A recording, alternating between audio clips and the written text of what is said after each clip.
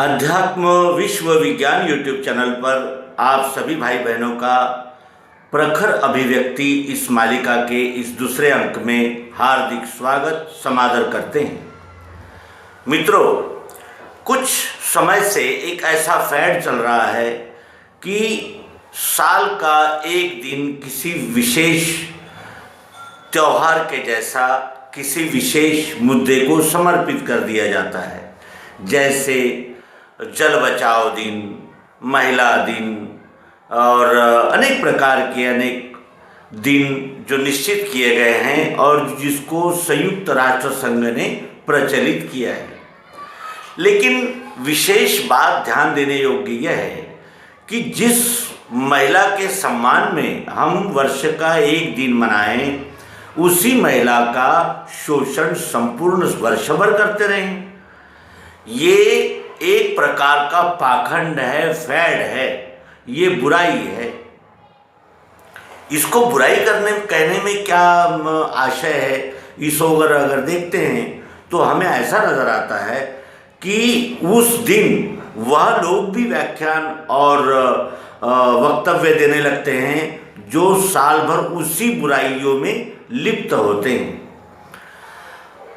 संपूर्ण अनाथ आश्रम, महिला आश्रम को बंदिस्त बना के कन्याओं का शोषण करने वाले ब्रजेश जैसे लोग बिहार में करोड़पति होते हैं। उनको संपूर्ण सेमेस्टर के लिए, संपूर्ण सत्र के लिए सरकार की ओर से अनुदान मिलता है और जितने भी दिन, जैसे वर्षों से वो एक नारी संरक्षण गृह चलाता है, उसकी कोई जांच, कोई देखभाल नहीं की जाती और उसे बेतहाशा ढंग से निधि दिया जाता है और उसको रकम दी जाती है। वो अपने राजनीतिक रसूख बना के और निर्बाध तरीके से शासकीय मदद को लेता रहता है और अंदर में ऐसी बुराइयों को चलाते रहता है और उसके बुराइयों का कच्चा चिट्ठा बिहार की कन्याओं ने जो व्यक्त किया है वो हमें अचंभे में डालने वाला और चकित करने वाला है। तो क्या साल भर महिलाओं का कोई महत्व नहीं रहता? केवल एक ही दिन, महिला दिन मनाकर हम महिलाओं को सम्मान दे सकते हैं, उनकी वर्तमान स्थिति पर ध्यानाकर्ष कर सकते हैं या वर्ष भर उनकी ओर विशेष ध्यानपूर्वक और उनके साथ संबंध रखते हुए, व्यवहार करते हुए एक मानवीयता का दृष्टिकोण रखना, क्या यह आवश्यक नहीं है? और इसी दृष्टि से हम साल भर चलने वाले विविध दिनों की ओर ध्यान देते हैं। तो कोई दिन मादक पदार्थ विरोधी दिन होता है, तो क्या उतने ही दिन मादक पदार्थों का निषेध करना चाहिए? और अन्य दिनों में हमने इसे अत्यंत सामान्य और सरल बात समझ करके व्यवहार करने चाहिए? ऐसा होना चाहिए? क्या ये उचित है?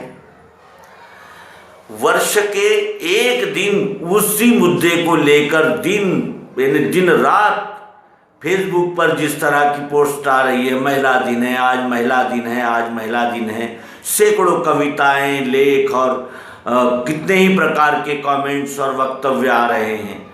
लेकिन क्या कल महिलाओं का कोई सम्मान नहीं किया जाएगा? क्या महिलाओं का शोषण करने के लिए संपूर्ण वर्ष और क्या एक ही दिन महिला दिन मनाकर हम अपनी जिम्मेदारियों को समाप्त कर दें? ऐसा तो नहीं होना चाहिए। पर्यावरण दिन एक ही दिन मनाने से तो पर्यावरण शुद्ध नहीं होगा, या गंगा अवतरण दिन मनाकर संपूर्ण गंगा तो शुद्ध नहीं हो जाएगी। गंगा को शुद्ध करने के लिए हमें एक एक पल जागृत रह करके गंगा को साफ रखना होगा और गंगा के किनारे रहने वाले लोगों में भी ये जागरूकता फैलानी होगी कि ये हमारी गंगा माँ है और ये हमारे भारतवर्ष की पहचान है और इसी गंगा के किनारे रहने वाले अनेक लोगों के, काश्तकारों को यानी सुजलाम सुफलाम करने वाली ये हमारी गंगा मैया है। तो यही संदेश तो हमें कानपुर के चमड़ा कारखानियों को भी देना होगा कि आप कपड़े धुलाई के बाद जो वेस्ट पानी निकलता है वो हम गंगा में न छोड़ें, उसका अन्यत्र कहीं यानी रिफाइनरीज में या स्वच्छता यानी उसको साफ करके किसी और उपयोग में लाया जाए। ये जागरूकता हमारे जीवन का एक अंग जब तक नहीं बनती तब तक वर्ष का एक दिन किसी एक विषय को समर्पित करने का ये जो ढंग है, ये जो तरीका है, इसे पाखंड ही कहना होगा। और एक दिन किसी विशेष की ओर इंगित करके जागृति करने से वो विषय समाप्त हो जाता है, ऐसा भी नहीं कहा जा सकता, क्योंकि सभी समस्याएं हमारा ध्यानाकर्षण सदैव के लिए चाहते हैं। और इसी दृष्टि से हमें प्रस्तुत विषयों की ओर देखना होगा। यदि हम केवल एक दिन ही एक उत्सव की तरह मनाकर उस विषय को भूल जाएंगे तो ये केवल पाखंड और कालापव्यय और एक अपने आप को भुलावा देने का ही प्रयास माना जा सकता है। इसका दूसरा कोई औचित्य दिखता ही नहीं। इसीलिए इस अंक के माध्यम से हम अपने सभी प्रेमी पाठक, मित्र और समाज चिंतक आदि सभी से अनुरोध करना चाहेंगे कि कोई भी विषय केवल एक दिन औपचारिकता निभाने से आप उस समस्या से निजात नहीं पा सकते, स्वतंत्र नहीं हो सकते। उस समस्याओं की जड़ तक जाकर हमें सदैव जागृत रहना होगा। और महिलाओं को न्याय देने का आशय ये है कि चाहे अन्यायकारी कितना भी बड़ा हो, कितना भी बड़ा उसका सामाजिक राजनीतिक रसूख हो, लेकिन जब यानी महिलाओं पर अत्याचार अगर कोई करे तो उस पर उतनी ही यानी जिसे कहते हैं पारदर्शिता से कार्रवाई होनी चाहिए जितनी सामान्य जन पर होती है। हमारे दो निकष है। अगर कोई राजनीतिक रसूख वाला है, अगर कोई प्रसिद्ध व्यक्ति है, तो फिर पुलिस शासन यंत्रणा उसको बचाने में संलग्न हो जाए।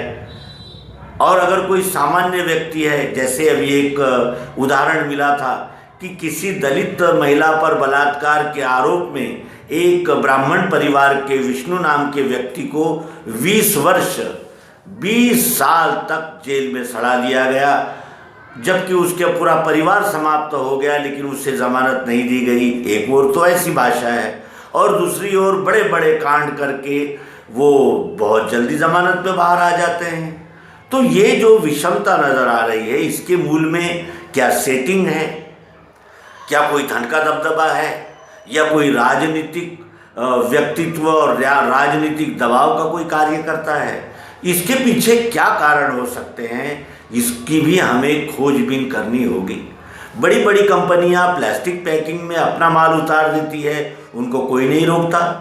और सामान्य व्यक्ति जब प्लास्टिक को यानी पैकिंग के लिए अप्लाई यानी यूज़ करने लगता है, इस्तेमाल करने लगता है, तो उस समय कानून जागृत हो जाते हैं।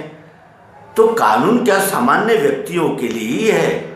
क्या बलशाली और समर्थ और रसूखदार लोगों के लिए कोई न्याय व्यवस्था नहीं है? इस विषय में भी सोचने का, समझने का प्रयास हम लोग जब तक नहीं करते तब तक ये एक दिन आने वाला कोई विशेष दिन केवल पाखंड ही कहा जाएगा। इसलिए इस मंच के माध्यम से, इस अंक के द्वारा हम ये जागृति देना चाहेंगे कि कोई भी विषय हो, केवल वो एक दिन मना करके उसका समाधान नहीं हो सकता। हमें सदैव जागृत रहकर उस विषय की ओर पूरी जिम्मेदारी से ध्यान देना होगा। तभी हम ये जो दिन मनाते हैं, जैसे विश्व पर्यावरण दिन, जल संरक्षण दिन, महिला दिन, इस दिन का कोई औचित्य नजर आएगा।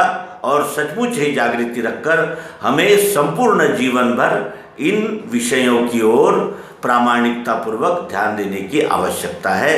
ये कहते हुए इस अंक का समापन करेंगे। आपने दिए हुए प्रतिसाद, प्रोत्साहन और सहयोग के लिए हम आपके सदैव ऋणी हैं। नर्मदे हर, सद्गुरु भगवान की जय।